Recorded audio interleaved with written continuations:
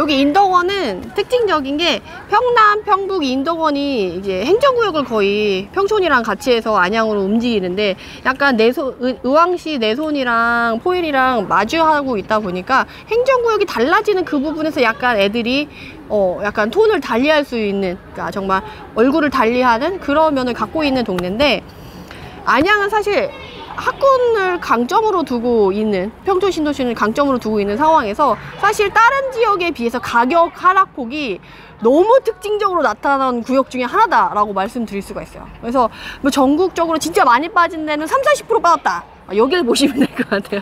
전고점 12억, 지금 6억 후반까지도 거래가 됐었다. 그럼 거의 반토막처럼 느껴질 정도로 그렇게 됐던, 그 가격의 움직임이 정말 다이나믹하게 움직이는 걸 보고 싶으면 여기를 보시면 좋은데, 그 이유 중에 하나가 인덕원역 호재를 끼고 이제 거품처럼 그 호재의 영향을 받고 가격이 올랐던 거라, 실질적인 이 학군 파워가 있었던 애는 학군의 좋은 점 때문에 올랐다 라고 한다면, 여기는 그런 것보다는 어떻게 보면 무형의 그런 것, 심리에 의해서 막 사람이 몰렸던 거라서, 그래서 그게 거품 빠지듯이 더 빠르게 빠질 수 있었던 단지 중에 하나가 아닌가 싶어요. 근데 그렇게 보면 인덕원역에서 가까운 게 삼성 단지도 있거든요. 근데 거기보다는 주거 밀집되어 있는 여기가 조금 입지가 조금 더 좋아요. 근데 여기랑은 조금 사실 거리가 좀 있거든요. 그래서 여러분들이 인덕원을 이해할 때는 역과의 거리, 그리고 여기서 살던 사람들이 결국에는 교육열이나 학군을 따지는 사람들은 여기서 살다가 다시 또 평남으로 들어가려고 하는 수요가 있다라는 게 수요의 흐름.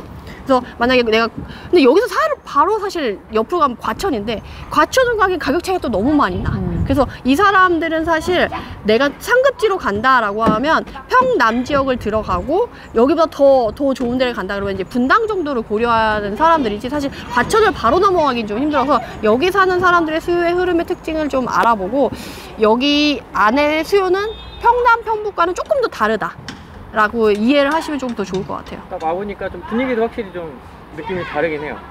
오늘 후랭님도 오늘 뭐 저랑 안양이랑 평남이랑 지금 평북, 번개 뭐 이렇게 쭉 다니셨지만 바로바로 딱 느낌이 팍팍팍 오잖아요. 그래서 이렇게 사실 우리가 촬영을 했을 때는 또 느낌이 안 올 수가 있는데, 실제로 와보면 정말 모르던 사람도 금방금방 느낄 정도로 이렇게 분위기 차이가 확연하다라고 말씀을 드릴 수 있을 것 같아요. 아직 호재가 많이 발현이 안 된 곳이긴 하다. 그리고 아직 발현된 호재가 많다 보니까 그런 게 발현되고 나서 가격을 한번 다시 봐도 좋을 것 같다는 생각이 들고요.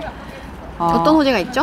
그건 이제 교통 호재가 많은데요. 교통 호재 중에서도 좀 약간 좀 더 고퀄의 교통 호재가 많아요. 뭐 월판선, 판교를 갈 때 되게 빨리 갈 수 있고, GTX-C 노선 있고, 인동선 있고, 동탄 인덕원선이라고 그 인동선 있고, 그리고 복합 환승센터라고 또 엄청 멋있는 건물을 지어서 거기서 환승을 하게 만든대요. 그래서 교통호재가 있다는 거는 결국 일자리와의 직주 근접인데, 지금도 사실 직주 근접이 나쁘지 않고 되게 좋은데, 거기서 더 좀 이게 고도화되면 좀 더 가치가 높아질 거라고 기대하고, 그래서 사람들이 많이 들어왔던 거거든요.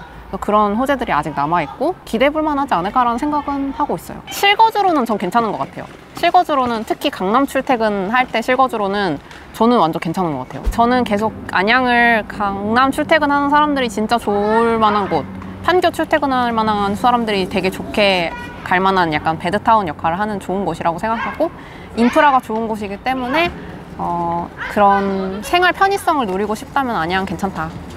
저는 좋은 것 같아요. 저도 사실 살고 싶어요. 제가 아까 이전에도 약간 얘기를 했는데, 안양은 시기별로 지금 진입하기 어려운 사람들이 보면 좋은 지역이고, 자본이 작은 사람, 큰 사람, 그리고 가격 방어가 잘 되는 걸 좋아하는 사람, 안정적인 사람, 공격적인 사람, 뭐든지 본인이 그 성향에 따라서 고를 수 있는 단지와 특징들을 다 모두 갖춘 곳이 안양 편촌 신도시다 라고 말씀드릴 수 있을 것 같아요. 그래서 내가 가격의 다이나믹함을 원한다, 가격이 많이 오르고 많이 떨어지고 변동폭이 큰 게 사실 어떻게 보면 가치가 있는 것 중에 하나다라고도 볼 수가 있거든요. 가치가 없는 건 가격이 뭐 좋을 때도 이 가격, 나쁠 때도 이 가격에서 움직이지 않은데, 가치가 있다라는 건 그만큼 약간 변동폭이 크다라고 볼 수도 있거든요. 그래서 그 인덕원역의 호재가 그래서 그만큼의 가치가 있기 때문에 그만큼 거품이 꼈었고, 그 부동산 시장이 죽으면서 거품이 그렇게 확 녹아내리다 보니까 지금 가격이 12억에서 지금 6억대 후반까지 빠지는 이런 다이나믹한 모습을 보고 싶고, 그리고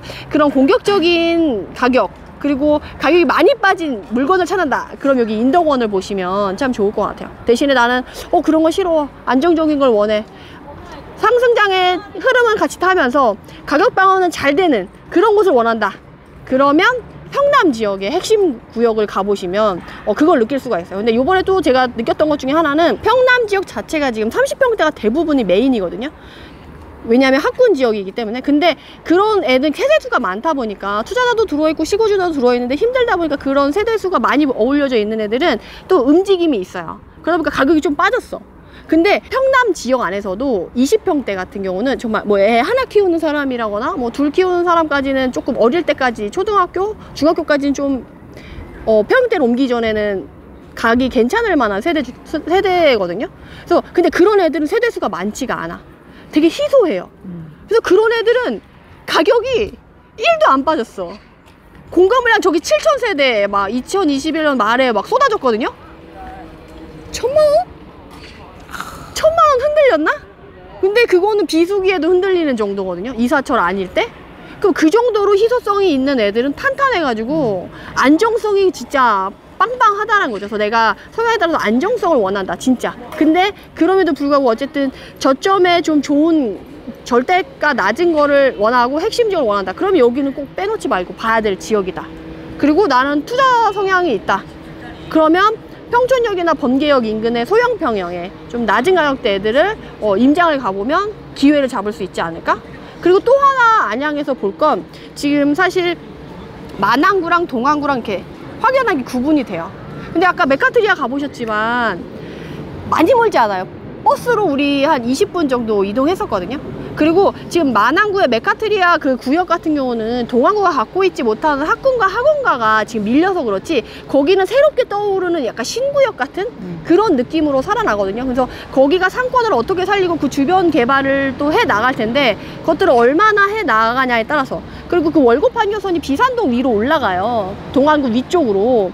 만안구 위에 있는 비산동이 있는데 거기 개발들을 어떻게 이루어내느냐에 따라서 거기 구역이 새롭게 안양의 새로운 도시로 떠올 수 있냐 없냐가 또 관건이에요. 그래서 그런 걸 비교해보는 재미도 조금 알아가시면 내가 메카트리아를 신축으로만 보지 말고 이제 동안구의 대항마로 내가 만안구가 얼마나 커갈까를 좀 주의 깊게 본다고 하면 그것도 하나의 매력 포인트로 좀 볼 수 있지 않을까 싶습니다. 그래서 신축을 많이 떨어졌기 때문에만 메리트 있는 가격 그 메리트 있다라고만 생각하지 마시고 가치적인 면에서도 그걸 놓치지 않으셨으면 좋겠어요. 확실히 이게 수원도 마찬가지고 왜 이런 다양한 모습들을 보여주는 도시들 있지 않습니까? 전부 다 새거 이런 거 말고 그렇지. 수원도 새거 있는 뭐 썩은 거 있고, 메탄동도 있고 뭐 정말 다양한 모습들이 되게 재밌었잖아요. 돌아보면서도 이런 데가 있었어? 기억을 되게 잘하시네요.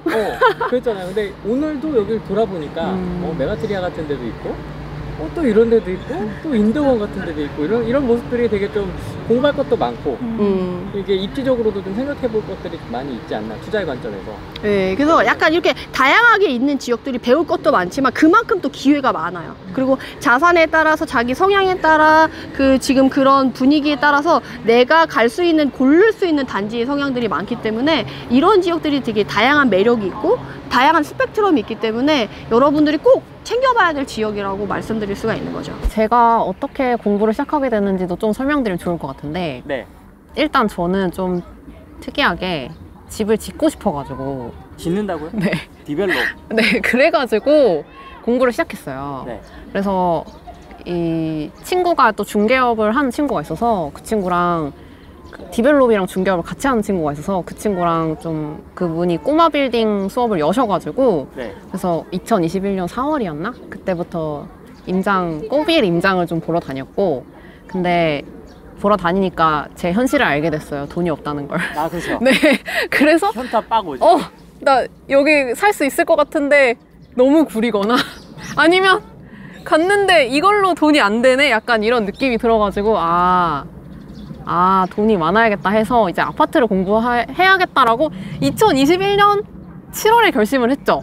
그리고 집을 사려고 했는데 또 제가 잘못 선택을 할 것 같아서 가계약금 날리고 그래서 약간 그 망트리를 타다가 제대로 해야겠다 싶어가지고 공부를 시작하게 됐어요. 그래서 실질적으로 아파트 공부를 제대로 시작한 거는 2021년 하반기부터여서 그때는 그때 공부를 시작했지만 약간 이제 막 오르고 있던 시기였잖아요. 그쵸, 그쵸. 네, 근데 그때 준비가 되어 있었으면 참 좋았을 텐데 그러지 않아가지고 네, 그런 여러 가지 아쉬움이 있어요. 막 몸이 달았을 텐데 막 맞아요. 호가 올라가고 막 맞아요. 하니까. 제가 그래서 살려고 했거든요.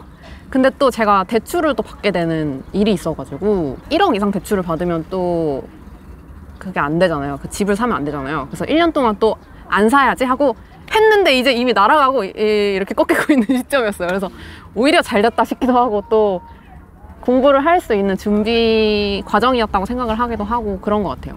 그럼 지금 좀 조정을 받았지 않습니까? 네. 지역별로 편차가 있긴 네. 하지만은 좀 어떠셨어요 보면서? 이게 좀 저는 개인적으로 이제 무섭긴 하더라고요. 이게 더 떨어지진 않을까 이런 생각이 들긴 했는데 또 한편으로는 지금 사면 좋을 텐데 라는 생각도 들고, 왜냐면 너무 가격이 이전에 비해서 너무 싸니까 사면 좋을 텐데 이런 생각도 들고, 그런데 이제 제가 좀 뭔가 실거주랑 투자를 완전 분리해서 생각한 지가 좀 됐거든요. 그러니까 내가 이 돈을 이만큼 여기에 넣는 게 맞을까라는 생각이 좀 들더라고요. 그래서 만약에 실거주를 하시는 분들은 지금 사시면 되게 좋을 것 같다는 생각은 계속 갖고 있어요.